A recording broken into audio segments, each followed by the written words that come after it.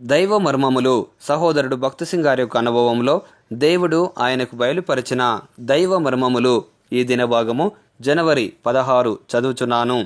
దావీదు ఆ కళ్ళమును ఎడ్లను 70 తులముల వెండికి కొనెను. అక్కడ దావీదు యెహోవా నామమున ఒక బలిపీఠము కట్టించి దహన బలులను సమాధాన బలులను అర్పించెను.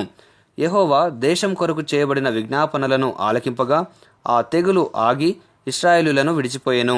2 సమూయేలు 24వ అధ్యాయము 24-25 వచనములు. దావీదు జీవితంలో మరి ఒక సంతోషకరమైన దినము గలదు. అది దేవుడు దావీదును యెబూసీయుడైన అరౌనా కళ్ళమునకు తెచ్చిన దినమే. తాను శోధింపబడి తన బలము తన సైన్యం యొక్క సంఖ్యపై ఆధారపడి ఉన్నట్లు వారిని లెక్కించెను గనుక దేవుడు అతనిని శిక్షించెను. యెబూసీయుడైన అరౌనా కళ్ళమునొద్ద దావీదు పశ్చాత్తాపపడెను. అది ఎంతో పరితాపకరమైన పాపమైనను దేవుడు దావీదును క్షమించెను. అందువలననే అది దావీదు జీవితంలో ఎంతో సంతోషకరమైన దినము. నీ జీవితంలో కూడా దేవుని చిత్తమునకు అవిధేయుడవై అంధుడవై చేసిన గొప్ప పాపము క్షమించబడిన దినము నిజముగా గొప్ప సంతోషకరమైన దినం కాదా? ముగింపు మాటలు.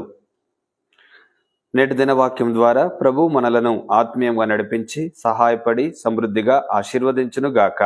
ఆమెన్. దైవజనుడు భక్తి సింగ్ గారి యొక్క వర్తమానములు, అందులో దైవ మర్మములు, అలసిన వాణిని ఊరడించు మాటలు పుస్తకములు మీ కొరకై ఈ ఛానల్లో అందుబాటులో ఉంచాము.